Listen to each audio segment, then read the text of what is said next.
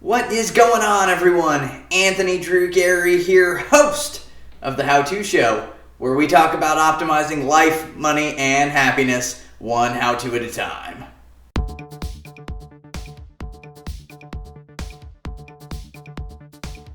Last week on the show, I spent some time talking about how to calculate all of the different components of a mortgage payment and what it would look like in a case study for somebody making a specific amount of money, trying to buy a specific amount of house. And if you've not checked out that video, I'll link to it overhead. But this video builds upon that one. I realized watching it back that I mentioned I would talk about mortgage amortization, and I failed to do that in that video, so we're going to make up for that and make up for lost time with that now. And so this week we're going to talk about how mortgage amortization works, and we're going to talk about the differences between 15 and 30-year mortgages, and we're going to run through some of the numbers and just get a better idea of how those situations can look. And so in order to make this video as worthwhile as possible, I'm going to switch over to Zoom again so that you can see my screen, and here we go.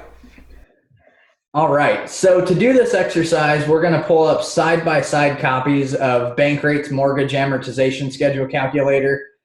You can use any mortgage calculator, but this is the same one that I used in last week's video, so we'll go ahead and continue on with that process.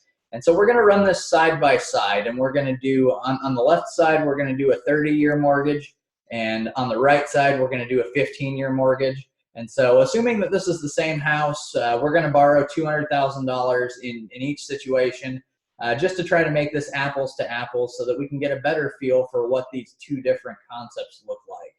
So let's go ahead and start with the 30-year mortgage. So we're going to set this up that we're borrowing $200,000. We have a mortgage term for 30 years.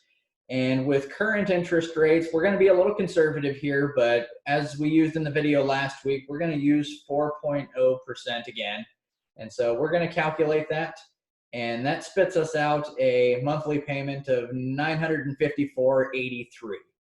And so the way that a mortgage works, you pay the same amount of money every single time you make a payment. So you would make that payment, theoretically, if you lived in this house for the next 30 years, you would make that payment for 360 months, and you would pay $954 and change.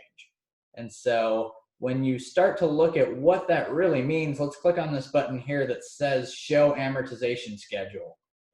And so if this mortgage started next month, your payment of $954.83. Now, this doesn't include any of the things that I talked about in last week's video. This is just principal and interest. But you'll see that you start out by paying a little bit of principal and a lot of interest. And over time, as the months go on, the amount of principal that you pay goes up incrementally, little by little, and the amount of interest that you pay goes down little by little. And so this is how they set this up in such a way that you pay the same amount of money every month, but over time, the amount of equity that you're building in the house, basically the amount of appreciation that you have in the value of your home goes up based on these numbers. And so if you continue to look at this, if we go into future years, what was $288 becomes $300. Becomes, eventually it'll become $400, and we'll scroll all the way down to the bottom of this sheet where it starts to become $600 and $700 a month going to principal, and fewer dollars going to interest. You see basically this table starts to invert over time, and you get to the point where at the end of the mortgage you're paying exclusively basically principal and a very little bit of interest. And so this is the way that this is typically set up. And so over time, I think it's important to look at this in two different ways. You want to look at how much now, and you want to look at how much over time. So how much now is pretty simple. It's $954, and over time, you're going to pay your $200,000 off. But with this interest rate, you're also going to pay $143,000 worth of interest on that house. So if this house, let's say you bought a $250,000 house for 20% down, you finance $200,000 there, you're going to end up paying an extra $143,000 for this house as the charge to finance the house with the mortgage. So hopefully that makes sense. And we're going to compare that now to the same sort of scenario, but we're going to set this next one up in a 15-year mortgage. So we're going to switch to the sides of the screen, and we're going to still borrow $200,000, but our mortgage term in years is going to be 15, which is 180 months. And generally speaking, the interest rates on 15-year mortgages are less than interest rates for 30-year mortgages. And there are a few different breakpoints in between. If you get a mortgage that's 20 years, the interest rate will be somewhere in between the two. If you get a mortgage that's only 10 years, the interest rate will be even lower than this. But for good conservative principles right now, we're going to use 3.25%. And I feel pretty confident that that's a good rate for this time in this sort of the market that we're in. And so to compare these apples to apples, the payment for a $200,000 mortgage, I hit the calculate button, would be $14.05 and 34 cents. And so when we start to look at these side by side, the 15-year payment is approximately $450 more per month, but you have to look at this in a couple of different scenarios. The 15-year mortgage amortization schedule, if we click the show button and we start to scroll down and compare them side by side, where here you're paying $288 in principal the first month, over here you're paying $863 a month in principal. So a lot more of your money from the very beginning is going toward principal in your house, and a lot less of it is going in interest. Let's compare 667 to 541. But the big difference here between the two is that obviously on a 15-year mortgage, year 15 in 1 month, you stop having a mortgage payment. And so if we go back and we look at that total monthly payment area again, and we compare these side by side, the total interest paid, the difference between these two loans, is about $90,000. And so you have to remember this, and you want to think about this a couple of different ways. Number one is at face value, you could get this house paid off for $90,000 less if you went with a shorter mortgage. But that's not the only consideration here. The other considerations are, do you have the ability to pay the difference between these two payments? And really, when you're choosing to do one thing with your money, you're also choosing to not do everything else you could be doing with it, just general opportunity cost.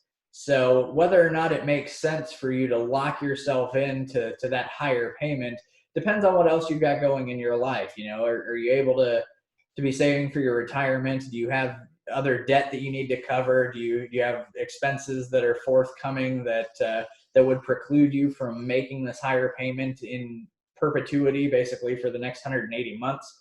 Just different things like that will influence whether or not locking yourself into this higher mortgage payment makes sense for you.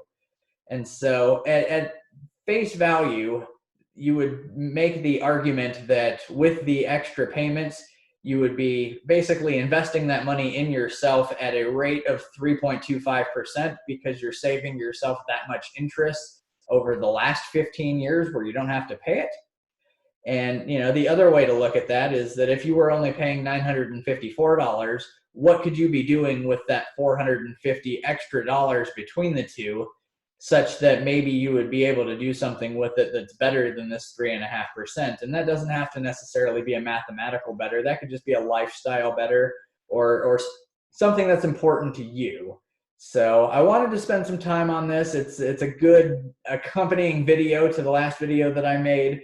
And this is how the general setup works in choosing between a 30 and a 15-year mortgage. And so I want to make sure that, when you're looking at these two different options, you're equipped with the different outcomes and the pros and the cons of both.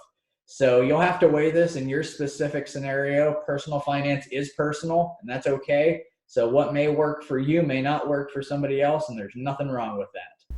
That is going to bring this episode of the show to a close. Hopefully you were able to get some actionable items from this episode and better understand how mortgages work and how the different terms may impact you and your budget. So if this is a video that you got any value out of, it's not too late to hit that like button. It'll let YouTube and it'll let other people know that this is a video worth watching.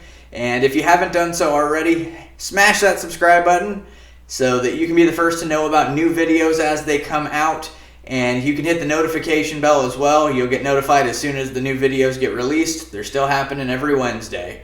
If you got anything that you'd like to give me feedback on, or you'd like to interact with this video, leave me a comment. I respond to all of my comments. And if you have an idea for a future topic on the show or a future guest to come on and join me, please leave me a comment for that as well. I'll interact with you there, and hopefully we can get something like that set up.